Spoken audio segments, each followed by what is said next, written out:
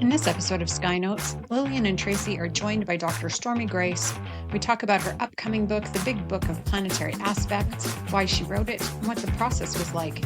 We also dig into her journey into astrology, how she built her business training program, Legacia Academy, and her Venus Reset program, and more. This is a grounded, honest conversation we loved having, so enjoy. Hello, good morning, everybody. I'm so excited. Hi, Lillian. Welcome to Sky Notes. Stormie's here with us. Oh my gosh. So let me tell you a little bit, if you don't know who Stormie Grace is, which I can't even believe that's possible.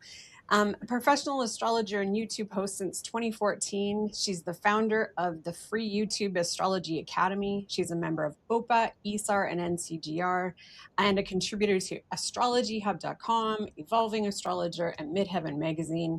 She empowers creative entrepreneurs to build businesses at her school. Like, you're going to have to tell me if I'm saying this right. Legacia Academy? Legacia. Oh, I love it. And her book, published by Llewellyn Worldwide, is coming out in this spring. Do you have a date, Stormie? It's May of 2026, so I'm very excited. It'll be a Taurus, just like me. Oh, well, welcome. Thank you so much for joining us.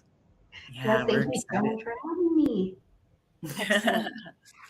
So, Lillian, do you want to start us off? We've got these questions that we can't wait to get to. Absolutely. Just one second. I wrote them all down. So 2014 is when you launched your YouTube page, or when you started as an astrologer? I officially pushed the button and came into professional practice. And I had actually come onto YouTube in like 2012, but I was very behind the scenes, and I had never done YouTube or done anything like that, even though I came from a radio broadcasting background. Mm-hmm. YouTube it was not the hot thing then. It just wasn't. So I was learning to do that a little bit, but the official, okay, I'm out here, was in 2014. And yeah, I was aiming for an origin story. So what got you? I mean, I love the radio background. It makes me think of somebody who's tech savvy, really available to media. How did astrology cross your path, and what brought you in? Yeah, well, that they seemingly are completely unrelated, but not really. When I was younger, really at my first Saturn square, right there, I was 6, 7. My mom realized that I was seeing and experiencing the world differently than my brothers. And so she took me to my very first metaphysical fair. And, I was like, oh yeah, these are my people. I liked everybody. I was like, yeah, this is totally the vibe. But when we got to this astrologer, and she was doing a chart by hand, and I was just watching her, and I felt like I had watched her do something that I had done 100 times. I had no fear. I was very comfortable in it, and it was more of a recalling back to me for sure.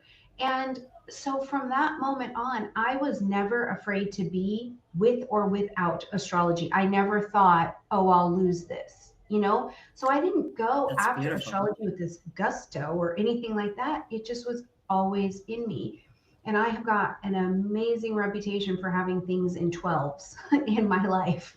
And so I was like, I always laugh, that that's what it is. I was like, yeah, I seem to just work in 12s. But from there, really what happened is I had a vision that I would get older, I would become a doctor, and I would open some kind of metaphysical or healing center. Now, I'm a Virgo rising, so I thought, I'll become a medical doctor, right? But I don't like to touch people or see fluids or any of those things, right? So I was like good and delusional, which is fine.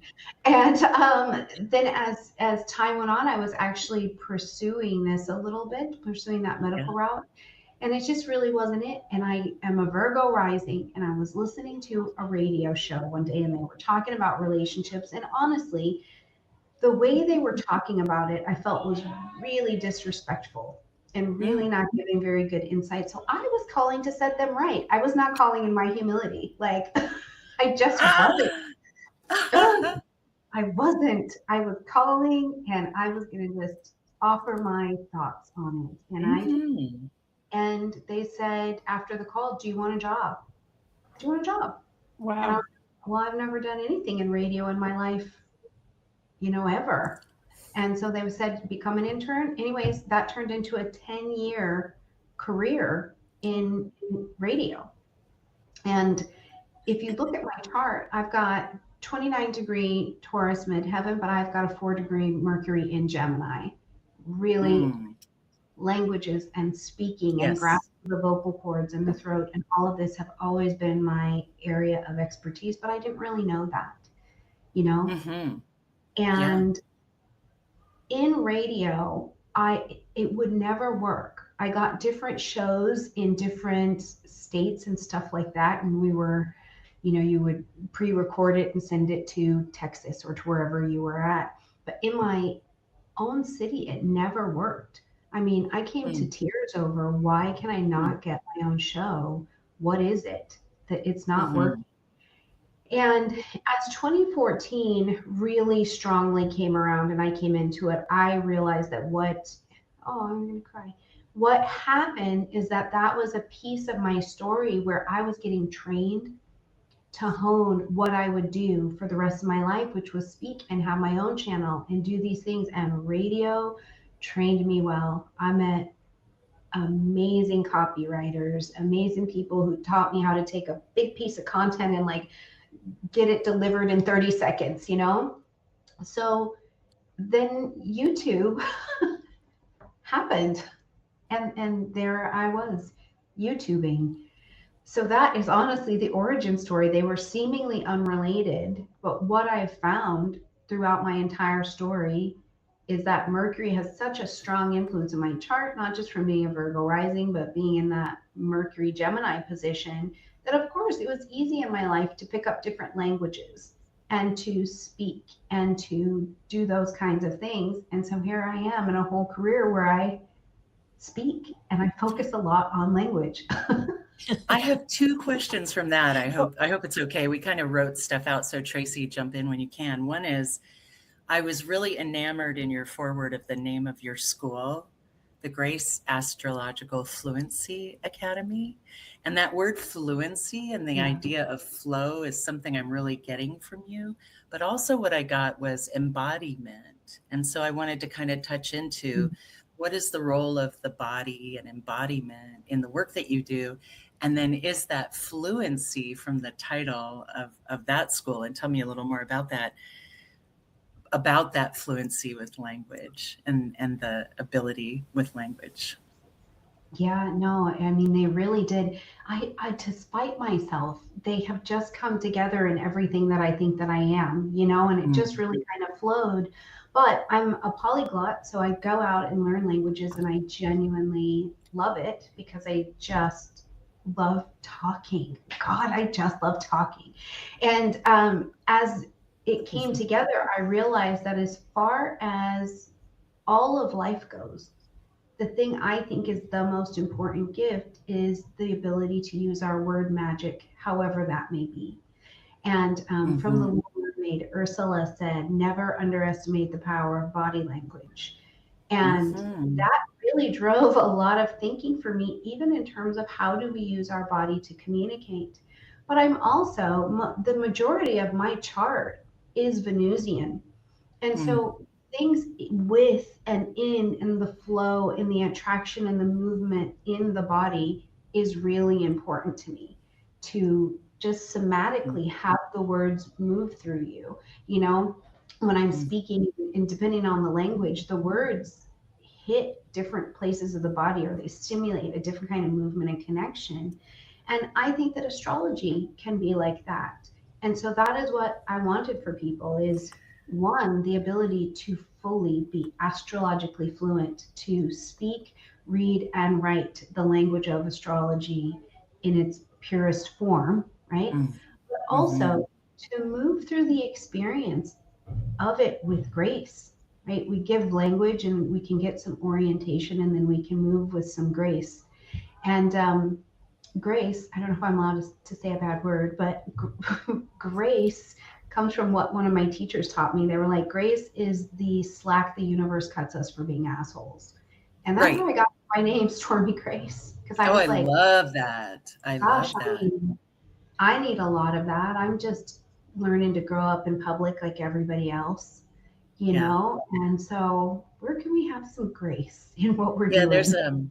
there's definitely, I'm firmly of the, as entities, we are sensitive and can be quite refined. And as meat suits, all bets are off and you can't tell what's going to come out of a meat suit. And so, yes, we need that grace, because if we are embodying with an alignment, we have to achieve that. We don't just show up like that. So it's a work of art in progress. Well, that's gorgeous. And I thought your marketing language, professional, luxurious, best friend in a book. I was just like, who wrote that? That was so yummy. But hearing about your chart and the Venusian, of course, I was like smitten, best friend in a book. And I loved how you said it's, you're not ignoring the community. You're saying this is something you can pair with your other astrology books. And I'm hearing that in language. I have this question, and then Tracy, if you want to take it for a bit. In language, when I think about language, I think about how we perceive reality and how that shapes language. And so when I've looked at anthropological things, it's almost as if we can't conceive if we don't understand the language. We don't have concepts that other countries have. I think there's Haig, I don't think I'm going to pronounce it right, but the Danish sense of coziness, having a sauna in each apartment, and, knowing how to make it through nights and nights of darkness, and other concepts that are really electric. When I think about pairing or using anything more than one idea, I think of it as neutralizing, moving from dogma to duality to infinity, a third thing. And it's almost like you're positioning folks to do that. There's you, the astrology, and then language, which I love. So just wanted to toss that in there. Yeah. Thanks. That's beautifully said. Yeah. I know. I'm like, wait, I think that is what I think. That's wonderful. It is. I love that message of astrology as language, because I think that a lot of people approach it that way without necessarily always realizing that's the way that they're approaching it, right? So I'd like to actually go back just a little bit, because I'm curious to know about your education. Are you self-taught, or who got you here in terms of becoming a professional astrologer? Yeah, I was one of the self-study babies, and I came through the lens of Stephen Forrest. And I swear to goodness, thank goodness he's like so good to me. But I swear he put out a book, and I was like there at the window going open, open, open, and just consuming it because it's what made sense to me.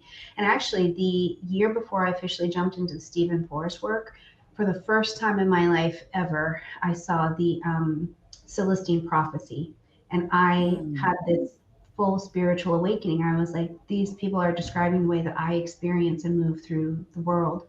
And it really was, it was a spiritual awakening for me, not because of like any religious context, but a piece of my story unlocked and was ready to go.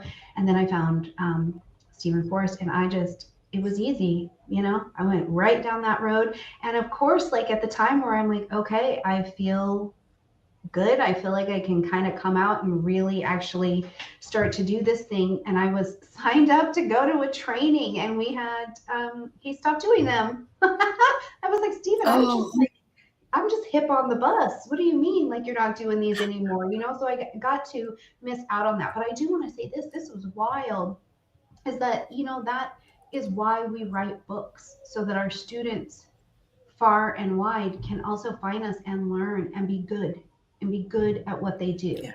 You know what I mean? But when we were in COVID, and I started doing interviews on my channel, and I said, you know what, F it. I'm going to just reach out to him, and I'm going to ask him. And within 16 minutes, he responded, and he said, I'll absolutely be your first guest. And I was like, it just totally fangirled about the whole thing. But since then, that's been a beautiful relationship, and to ask questions back and forth.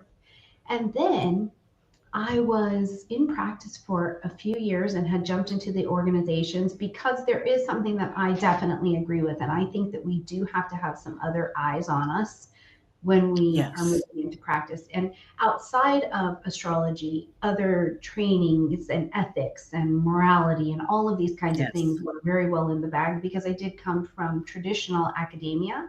And I'm certified in everything from like taking care of your fish to fixing your car. So, like, Right.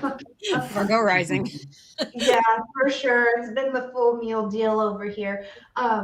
But I had been out for just a little bit and I heard this big booming voice and I was just like, okay, I'm coming. And it was just an average day and I'm like, okay, I'm coming. And I didn't even know where I was going. And I landed firmly in the hands of Kathy Rose from the Newell Till line. And I said, I don't even know this guy. Like, who's this guy? And she shows me this big opera dude in his voice. I'm like, oh, that's him. So I feel like I was gifted where I needed to go next. And through the lens of it, I came to, how I teach astrofluency, which is like, okay, so we have the spiritual entry point and what's the story of the soul. And then like as a humanistic point, what are you going to do about it this time? And then how do we give that language and movement and strategy in your life? So that's where it came from. And that's where it came from. And then today, in this season of my life, I'm absolutely in love with Patricia Walsh. But this is a different season of my life. This is, I was right crisp 30 when I got here. I'm going to be 44. I've done perimenopause. I've been married, had the kids, and Patricia is just like seeping into my pores right now. So I'm excited to see what comes next. I just recorded a video with her 2 days ago, actually, because she's got the True North program that's coming out, and I have Venus Reset. And we just came together so beautifully. So you're right. And it's all about like coming to the center nervous system work. How do you, you just really never know where this journey's going to take you if you're open to it. So we promised people we're going to talk about writing a book. And so I'm curious about, like, was it the experience you thought it was going to be? So first of all, why the topic? Why did you pick aspects? Okay. I got to back it up just a small tiny bit, because with all this mercurial energy that I have, and I have my doctorate degree, right? But I do not care for writing. I don't care for writing. I've never cared for it. The sentient experience of it, I've never cared for. And what I learned is that I am a good writer. I'm not a good typer. And I learned my doctorate degree. And so I voice to texted my doctorate degree, and then I would get it into form and edit it and, do the things that I did. And it worked very well. But when Uranus went into Taurus and I felt that little creepy thing coming up on my back, I had to have a negotiation with the universe. I was like, please just give me a few more years, because I had fallen in love with Korean. And I was like, just a few more years to get this language. Just please let me keep speaking. Yeah. I was like, because I didn't want to write. I worked on a project with Opa, and oh my God, you would have thought I'd never written anything ever. I had to have so much help. It was rough. 0% fun. So when the time came and it was time to write this, I had the idea. It kept swirling in there because I think the universe is kind. I really do. I was like, okay, I understand that I have agreed somewhere to write a book. Okay, help, please come get me. And the idea kept coming into my head, and it was so simple. It was so simple. And I was like, I don't think so. That's too simple. That's not going to work. And I just kept hearing, you're a 29-degree Taurus. You don't need to reinvent the wheel. Just write. And that's what it was. And so I just had this vision of people being able to, the internet has gone down. It's all gone sideways.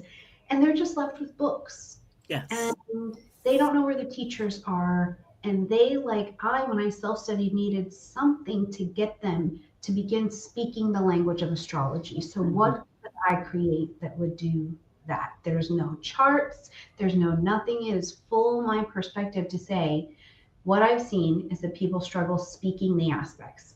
And so I said, you know what? I'll take all of the experience that I have, and I will go one line by line with each one of these planets in connection and write it, and just write it. And that is how it happened. But there was begging and negotiating first to not. I just want to be clear. It's so funny how what we love humbles us, isn't it? You know, children, relationships, achievements. The only note I wanted to make is what I loved in the book. I got to see it a little bit, was the immediate centering of the dynamics between the aspects, the movement. Because I remember when I was learning, it was a frozen chart for such a long time, and it took forever to kind of shake it loose, you know? And Yeah. so I love that you put that right at the center of the book. Yeah, thank you. That's really a big deal to me too, because I'm like, I can't say that. I had somebody tell me that if you have a Mars, Moon, Pluto conjunction, this is a traditionally violent chart. And I was like, incorrect.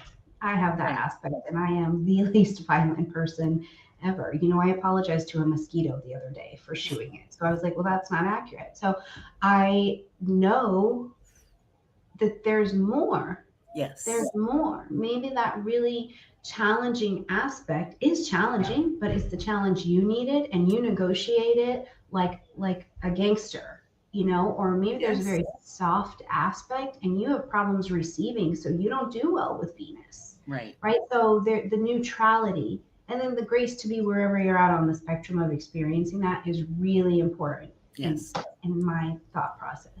Yeah. I love that you had that experience with the moon, Pluto, and the violence thing, because that's one of the reasons why I wanted to look at Venus so closely, because I started to realize how powerful she is in charts. So on that note, I would love to know, I want to get back to the book, but I really want to know about your Venus Reset program. Oh, yeah. Yes, yes. I want to talk about it because I'm so in love with this creation. Again, it was a Uranian transit coming to my sun in Taurus, and I knew that I needed to come someplace soft. And I just had the intuitive information that I was like, I need to be somewhere soft. Something's about to happen, and let's go with that. And then, you know, as it worked out, every door opened and I moved myself and my family to Europe, which was brilliant because I always thought I would be in Europe. What I really wanted to do was train to be an interpreter and a translator. Isn't that cool? It is. So universe is sneaky. And when I came here, I wasn't here for even a full 72 hours, and Venus just kind of grabbed me and said, sit down. I want you to create something. And it came right through me. It came right through me. And I thought to myself, why am I creating this? Is this kind of generic? Like nobody, what is it? And today, oh my gosh, women are jumping into my program left and right. And it is the one thing that I can say, that is a Venusian created program. Because it just moved through me. And it's about coming back to Venus and how powerful it is and the ability to receive. Right. And it's very small. It's not deep. You know, I love, this is what Patricia and I were talking about. She goes very deep. Like we're going back into lifetimes. I'm like, I've watched people not even be able to say thank you when someone gives them a compliment. Right. So we can start at Venus at a very basic level and come back. But then we took it through the lens of your pelvic bowl. And we go through all 12 signs of Venus through the pelvic bowl and doing some unblocking, not therapy, but it is 22 days of getting to pour into another human being, and all they do is receive. You don't write, you don't whatever, you sit and you receive for 22 brilliant days and let yourself have that experience. And it is divine. And it was a game changer because after I created it, I went through it, and thank goodness I did, because today the capacity I have to genuinely receive or point my hips at something and tell it to come to me and then receive it, oh my God, worth all of it, you know? So that is what it's about. So is it a membership? Is it a course? How does it work? Yeah, it's a course. And so you can come in and you can go at your own pace. You buy the course and then you're in there and you can go at your own pace. Typically people will get to a couple of the days and it really opens the work up, you know, and so it goes like that. But as of 2027 as well, it's going to turn into retreats. Beautiful. So we'll start to bring it together. But this was such a great way to kind of wake up the sense of I don't have to live my life like I'm being chased like a lion. You know what I mean? I would be just wiping down the counter like a lion was coming after me. This Right. inability to settle and be in the soft. And my husband has made so many brilliant compliments to me. He was like, "You are just softer. You are just softer, but very powerful." You Yeah. know? Lots of energy. Yeah. Yeah.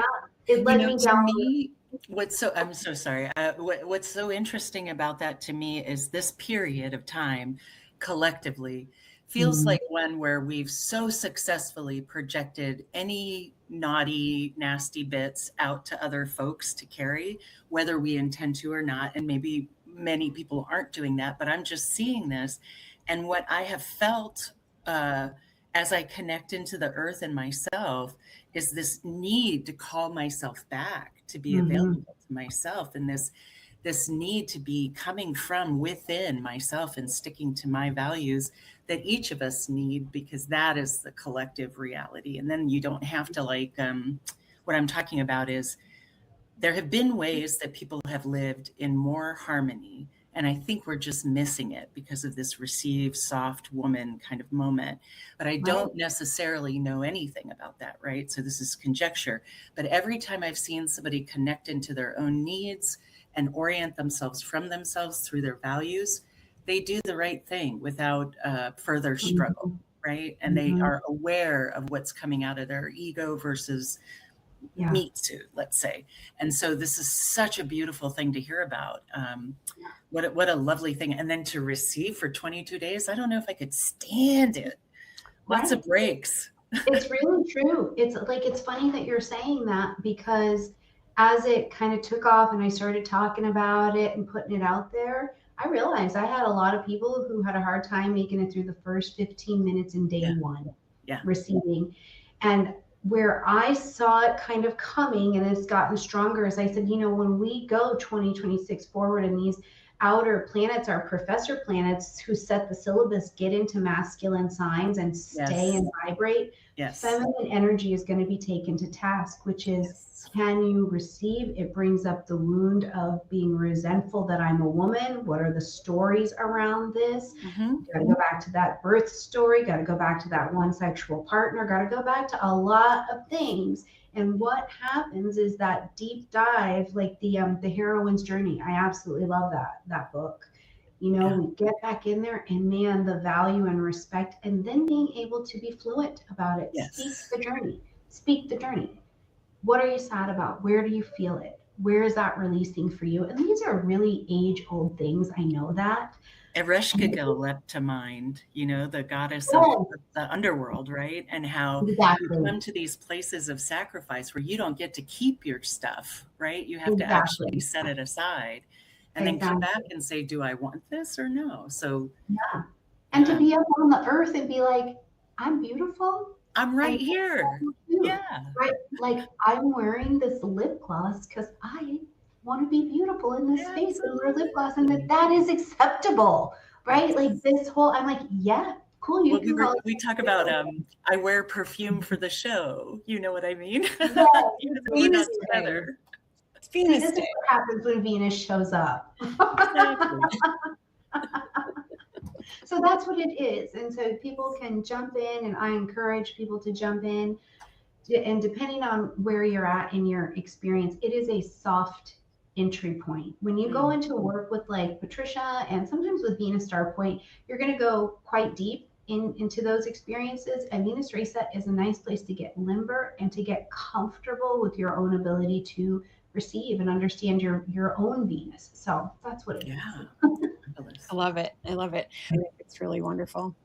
Yeah, I'm quite excited to see, for all of us to see how Venus does her magic here, because there's still some damage from the Capricorn times, and Capricorn is a feminine energy, and it can over feminine, and then it infantilizes a whole bunch of masculine energy in all forms, in us and in others.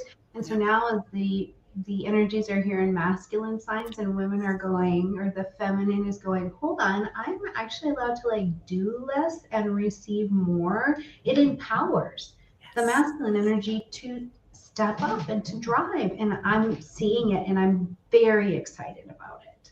Oh, I love that. Yeah, beautiful. Yeah, it'll be exciting to see what Uranus, after it sort of like sparked the female energy to own itself and to actually step forward, to see what the message will be in Gemini, right? Because that'll be the next move. So I'm excited for that. Yeah, I think so. Well, and Uranus is going to move right onto my Mercury. So I'm like, I've got 3 books going right now. Exactly. Well, that's what I was wondering. Somebody was like, please don't make me write. Please don't make me write. So why'd you choose Llewellyn? Just out of curiosity, what made you go with Llewellyn as a publisher? I have a 9th house sun, so I do some of my best living at airports. I love them. I genuinely love them, right? And I was sitting at an airport and I was like, I mean, what if I just asked them? What if I just asked them? What if I emailed them right now and said, hey, I have a book. Do you want it? And I did. 2 hours later, they said, we would love it. We would love to work with you. I couldn't believe it. Couldn't believe it. And there I was, that I was on the journey. And I chose Llewellyn because it's what popped in there. And I was like, okay, let's go. I had already self-published a couple books and they were, the quality that they were. And I couldn't believe it, but there it was. And I do some of my best creation at an airport. I love that. Really? Oh, I do. My father-in-law is at an airport. The whole thing. Exactly the same. Yeah. Yeah. Wow. Apart from the languages, it sounds like you go further in, which I love because I have a moon in Cancer in the 9th. And so to be home anywhere in the world is a dream, right? And I remember a conversation I had with this Turkish musician, and I practiced Sufism, and the sheikh was sitting right next to me who spoke English. And this Turkish musician just kept talking and talking, and I was responding as if we were deep in conversation. And he said, my sheikh said, she doesn't speak a word of Turkish. And I was like, it's true. I'm sorry. I just love that you're talking to me. That's brilliant. That's so good. But that's how it came about. And they, I was aware of them because I have a South Node Capricorn. I love business. I am aware of what's around me. Yes. And I knew they were there, but I had never done this really. And I said, all right, I'll do it. 2 hours. Couldn't believe it. And it has been brilliant. Gosh, what an experience from top to bottom. Whole 1 month freak out on my part about outer planets. Sure. Oh, I had a little bitty mini meltdown too, because I was like, am I allowed to, how far can I make changes? And they were like, okay, hold on. We got to rein you in here. Because I go to bed and I'd be like, but you know what? Also, it's kind of like Amy is, God bless her. She's like, no, just leave it. So it was a brilliant experience working with them. Yeah. I want to hear more about so you got the response. I want to hear how long it has been. And then I want to hear 10 years from now, what do you want to look back on? Kind of based on this book, but also your trajectory. Mm-hmm. Yeah, sure. So from start to finish, Weird Awakening in the airport. And I did the traditional thing. I went online, I saw what their submission requirements were, and I just submitted it like that and let it go. So, if you're thinking about writing a book, all of the publishers have their guidelines for manuscript submission, and you can just go on and see what it is, So it was, in that way, it was very, it took some of the intimidation out of what I was doing. Then I got with them. We went through the details of the contract, and the book was mostly done. I was about 370 pages, and it comes out to be 388 pages. So I was almost all the way done with it in the first place. So for me, in that regard, it was also an easier writing process because I had already invested 2 years into just starting to write these things down. And so that was, how long did it take us? It took us about a year. It took me about a year. I finished, we edited, we went through 3 drafts, I think. And then just this November, that was it. That was the last one. After one last little mini breakdown about outer planets, I was like, but this is the thing. it's 2026 and some people are living longer. So Yes. I should put this outer planet connection because somebody could experience this one day. But I was also working on like the outer planets, and I was really far out there, you guys. I was so far out there. I was like, so what do I do? Like, are my colleagues going to think this book is trash because I didn't include the people who lived to be 200? I mean, I really got very far out there at the end, and I just had to leave it and go, people are going to judge me anyways, so I'm going to just let it go. Yeah. Yes. Well, and on that note, I just want to say one of the things that I really, really love about you is that you are always so respectful of everybody, in our community. I've never heard you badmouth. I've never heard you talk down about somebody else's astrology. Stormie, never. And Bless what? you. It's just rare. It's so rare to have somebody who's part of this community that just does their thing and stays in their lane and is so gracious to everybody. So I really appreciate that in you. Thank you. Yeah, that's brilliant and beautiful to hear. And I think in my own way, even in a community, I can kind of just be like, listen, we're all astrologers. This is not a governed field. So you can't really, until something looks different, none of us have anything to say, really, Right. I also have Uranus at the IC, so I'm like, because of my own thing. That's awesome. So to answer the rest of your question, Lillian, get through it now, I'm still in the place of absorbing the journey that I went on writing that, because one of the things that did happen while I was writing it, and I hope it does impact me for the next 10 years, is that for each planet that I did, I became that planet for months. For months. If it was because it's aspects natally and then transit to natal. Right. So I got to switch hats and have the conversation, and through each of them to activate myself that way was an incredible experience. Yeah. It really, really was. And and this was the thing I was nervous about in the book, you can tell where I was in my writing. And so some of it is, and I'm an academic writer, so it all needs to flow. You need to have all of the persons sound correct, right? And all of these things. And there's a portion of the book where you're going to get to it and go, what happened here? And I'm going to be like, oh, I became a different planet. And you can hear it. We get to the Neptune section, and I stopped using the word you or I. It became ones. And I couldn't find the word you or I. And I was like, do I need to rewrite those 150 pages? They were like, God, no. Also, give us the book, So it was a really brilliant experience. And what I hope that does for me and for others is, as they go through it, they first of all can feel it when they're holding it. And they feel almost the discomfort a little bit of the writing, because it's like, there was a lot that went into doing that. Yeah. To be fair though, I don't know if anybody wants to know this, but I had more sex during the Mars chapters. Woo-hoo. Yay for that. So that worked fine. Right. But afterwards, what I would like is I would love to see it on people's school book suggestion lists. Yeah. I would love to hear our self-study people putting it on their bookshelf and going to it when they get stuck in the language, because it's just meant to get you speaking. Just start becoming astrologically fluent. And from there, I'm gonna be writing for a while, it would seem. Yeah. And I want to do well.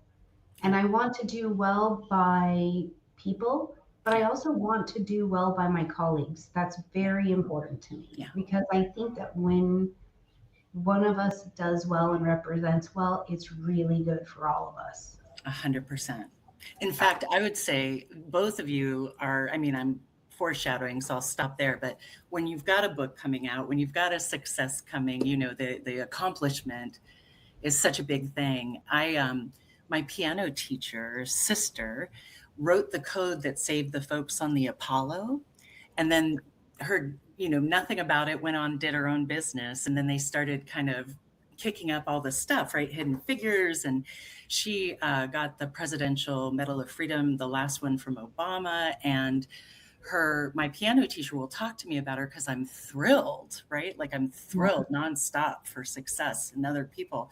And so she said, oh, I wrote the thank you letter to Obama so she could iterate on it and then send him that letter. So I'm like, whoa, that overexcited character from SNL. But related to SNL, there's all of these tips on how to enjoy success while still enjoying all of that rich grace that Tracy talked about. We have an amazing community. It's part of why we started the show, is to talk about how astrologers are not just tucked away with a book somewhere or trying to get a date. We are language masters. We are doctors. We are counselors. There's an endless variety of ways that we show up. And I just think about, award shows. There was a whole thing. I read Amy Sedaris's book, or no, I'm sorry, not Amy Sedaris. I love her, but Amy Poehler's book, where she said that the whole point of going through these times was to make sure we celebrated each other. And if you recall, there was one award show where all of the nominees got up and they had flowers for them. And so I'm metaphorically giving you your flowers, and I hope you really, really get to enjoy all the parts that are healthy and nourishing for you. It's just such an exciting thing. Well, I'm receiving my flower. Yeah. The art of receptivity this last few years. I'm like, yes, thank you. Yeah. It's a big deal. Yeah. It's so lovely. Yeah, I was just going to say, was there anything that took you by surprise in the process, whether about yourself or just the process in general? Yeah, I mean, I think that it is surprising because maybe it's because I'm not a natural would love to writer, because even still, I voice to texted this book and then I would go in and clean it up, because I do not enjoy the typing. But I was surprised at some capacity. I was surprised at what I knew and what I had learned in sitting with clients and in experience to be able to pour into it. I was absolutely surprised at the length of the process. And I know some people, it's, they're writing for like 5 years and these kinds of things, but it is a process. It is a thing to do. It's not like a quick weekend workshop. And so I was surprised at building capacity, honestly, to be able to do it. And the other part was, it's very Venusian as well, is to allow myself to be supported while doing it, and to doubt myself honestly, and to say, I don't know, I don't think this sounds right, and to ask and to let my editor guide me or say, no, I see where your head's at, and to allow the support in was a big deal. These were all daily life practices that changed me as a person. They changed how I parent, how I am in my marriage, how I show up in our community. So I was surprised about that. And that it's hard. It's a little bit hard. If it's not your thing, it's a little bit hard. And I was surprised at the end that I was like, I was surprised. They said, do you want to write another book? I was thinking, what are you talking about? And I was like, yeah, I do. I do want to write another book. It turns out I want to write like 4 at the same time. So so I have been surprised about that. The other thing, speaking of our community, I was surprised at the mass response of support. In particular, I think about them in kind of like graduation years. And so like in my year of Astro people, oh my gosh, probably because we're all Pluto Libras, we're like, yay, you're winning. And I really was grateful for that. To feel like we were all creating something. I think it was Albert Camus who said something I'm going to botch, but it's like the myths have to be retold by each generation so they continue to live on. That's right. What we're doing, we're just following our teachers now and putting out what we have to offer here. Yeah. So that was very good. I also got to experience a heartbreak. I had a heartbreak in it because I got almost to the end of this. And then, AI was really in its ramp up. And I had handed the last edit off. And I thought to myself, why did I just write this book? Somebody could just AI it now. right? And it was a sinking, really sad feeling. And I sat with my husband and I just cried. And I was like, I cried to grieve it, Yeah. not to give up on it. Right. Because like the fact is that I did it and I know why I did it. And the other thing I was telling Tracy, this was wild, is that I had my book via Chat GPT quoted to me, and it has not been released yet. I heard that before I came in, and I was like, I hope you screen cap that, because there's a lawsuit for authors whose books show up in ChatGPT. I'll see if I can find it, and I'll send you a link. Yeah, well, that's interesting because now it doesn't show up. Oh, but at the time, and I thought, you know, it was an entry way for all of us into what is happening around us, what are the capabilities, and I'm not necessarily afraid of them. I was so grateful to just get credit for my own work. I was like, okay, ChatGPT, here. This is totally weird, but at least thank you for crediting me for my own work. And then having to ask the questions of how did this happen if I didn't AI generate a book? Where did you get my book? Right. So there were some, in the end, some little heartbreaks. And I was like, I never am going to use a hyphen mark ever. My editor's like, this is crazy. These were actually a part of writing well before AI. I was like, go back, take them all out. Take them all out. She got one of my edits with these little nick marks. You know, she's like, you're doing mass writing. You're going to have to use them. I'm like, I can't do it. They're going to think I GPT'd this book.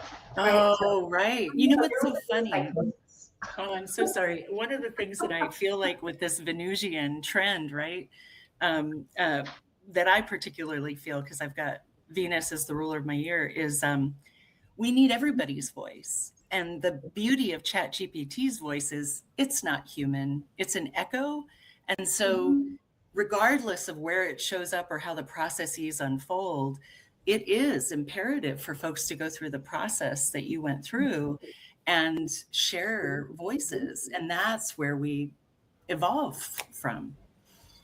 Yeah. And as a fluency person, I kind of feel like I can't be mad at chat. I'm like, you're a large language model. You're literally like my dream date. Right. And you're totally without the theft, you know, without any of the criminal activity. Exactly. But tell everybody what it was that you figured out that was the link, because you said something about it being in Microsoft. Yeah, so some people, I'm not sure if this is exactly what it was, but some people came back like, I love netizens. They know find things, like they're the best. I was like, you guys should replace the FBI. And so they found out that in Microsoft, you have to like turn off Copilot or it can grab your things. But then I also have thought to myself from then, I voice texted my project. So God only knows where that was at as well. You know, in whatever it is, I finally came to some peace around it. And I was like, it doesn't matter. I wrote a really big book and I was not allowed to cross out all of the little hyphen marks, and it's going to go out. And that is where it has landed. I have not tackled writing. I'm a huge admirer of writers, and I love writing and I love language. And weirdly, I worked at Microsoft and learned there to do I don't know if it's like a malicious compliance or whatever, but I use exclamation points like I'm decorating paper, you know, and I don't know why. And the same thing with all of the, you know, all of the punctuation marks. It's like I'm packing them all in like it's a collage. Yeah, I'm a big fan of the more than necessary exclamation mark. Oh yeah. But it just, and that was actually a cool aspect to explore as well, because I do have Mercury and Gemini at that midheaven, but then it's quincunx to my Jupiter and Scorpio. And years ago, I figured out I had tried to make them work together, because I cover the quincunx in the books too, because I love it. And I have several of them, and I love those are some of my favorite aspects of my chart. But what would happen is I would try to be being all Jupiter and Scorpio in public. I was like trying to be all deep, you know? And really, that was not going to work out. It just was like a collision. So I realized that I could just let them both be And so it's very Mercury and Gemini. I create content like crazy. And so you get a lot of language and a lot of space from me. And then when you funnel down and we're in our space together, I can let Jupiter and Scorpio be Jupiter and Scorpio. So this was an extended amount of time dancing between both of them. Oh, I love that. I was going to ask you about that. So in evolutionary astrology, it would say, where is your home? I love that the Mars had a home impact, I'm assuming, but the rest of the book, how did it feed into your home and your North Node? Yeah, well, my North Node being in Cancer, it's been a lot of learning emotional depth and containment and experience and to fit into those waters. And that has deepened. That has just deepened for me with age. And it's also in the 11th house, Okay. So in general, the way that I've been able to work with that and see the book come through that as well is that I'm like, I do no business. I touch things and make them make money, or I get them constructed, and I love it. I absolutely love it. It sets me on fire, but it's not mine to keep in the 5th house. I have to share the joy and show others how to do that as well. And that is how I was able to do that in all of the things that I do through that 11th house. But then understanding what happens when you didn't just build a business. A piece of you died to become an entrepreneur, and then a piece of that entrepreneur died again to understand something else. And how does that feel? Yeah. Right. How does it feel to read this book and become something else? So I feel like at this point in my life at 43, I'm the most in my honest nodal work that I probably have ever been, with them being in balance. I have been on the strong Capricorn side. Let me tell you what, I was like, I bet I can make money. I was literally going through that. Wow. And so you have a program that you teach business too, right? And is that Lagasha? It's Lagatia. Yeah, it's a whole school. Lagatia is its own whole school, and it is only for astrologers and creative entrepreneurs. And the focus is to help you build or grow profitable businesses. And I do focus on using Venusian terms like money. Yeah. Like we're going to talk about money, and we're going to talk about value, and we're going to talk about how do you receive that and value that. And then I just teach people to build it. And it's a lovely program you can go through. It's beautifully priced. So because creative people, sometimes we're getting started out, and I can't do a $1,600 program today, I don't think it's necessary. But that's where it comes from. It's just more of that Capricorn Cancer axis. And the biggest section in Lagatia is around the work with money. Yeah. And it's in the emotional container and going through that and what you were taught and all of these things. So in everything that's kind of been flowing out of me for the last few years, I feel really balanced in those nodes, and the book is one of them. Beautiful. I love it. Well, and I'm going to tell you that, Lillian, let me know if you agree with this, but I feel like in all of your work that the Cancer North Node is felt. Absolutely. I think you capture that with everything that you do. Even watching your YouTube channel, someone I feel cared for in the information that you're sharing, so knowing your North Node is there is a beautiful piece of information. Yeah. I can only concur. And then that notion of, I feel like I resonate with your work because the context is so deliberate and about creating a nourishing container. And so it just says moon, right? It says Cancer. It says, because we know the context, we can create the experience together in a nourishing way.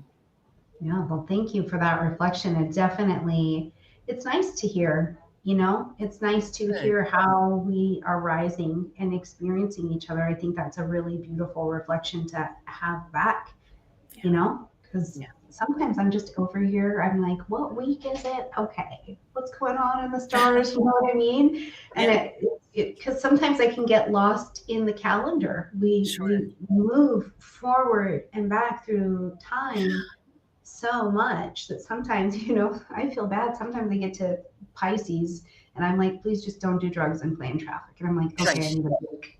I need a break.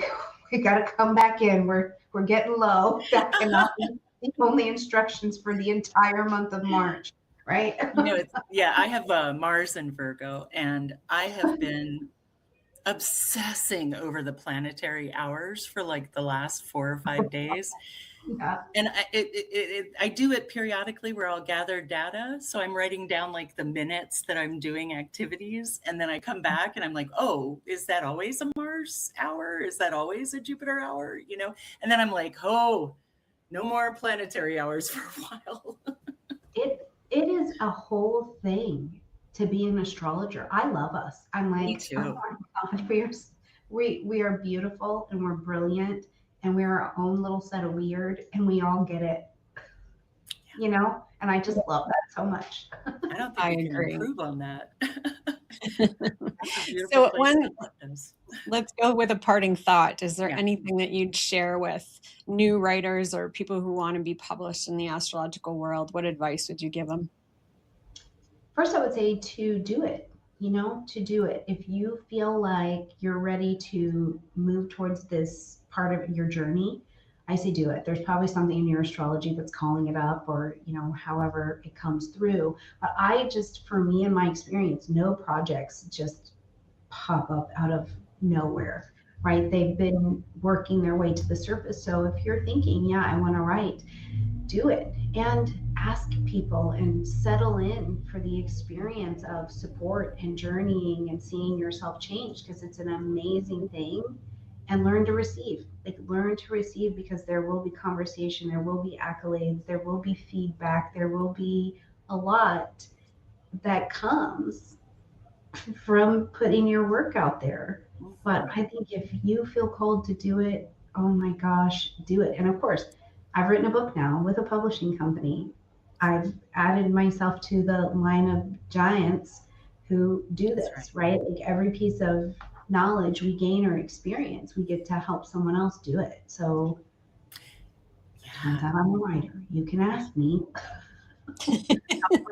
Now. I could talk for another 3 or 4 hours. I'm just rolling into that when I'm like, I'm a writer. That one. By 2020, You're an author. An You're author. not just a writer, you're an author. Oh my God, girls, listen.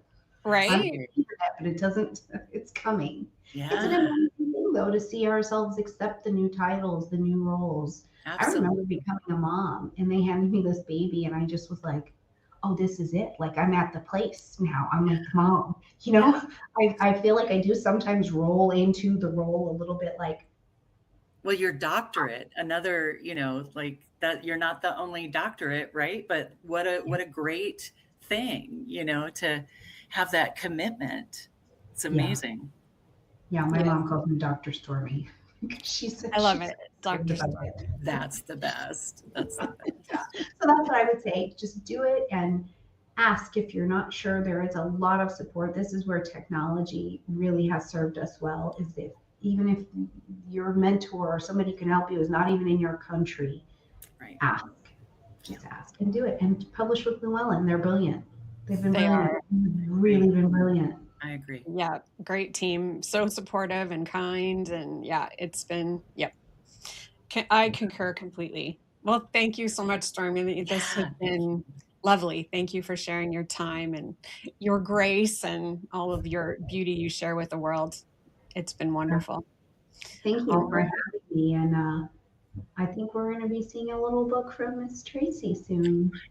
Yeah, well, I'm going to go and talk with Stormie on February 3rd if anybody wants to come and check that out. So, check it out, y'all. Anyways, thank you so much. I'm going to log out. Goodbye, everybody. And thanks, Lillian. Thank you. Have a great weekend. Have a great weekend, everybody.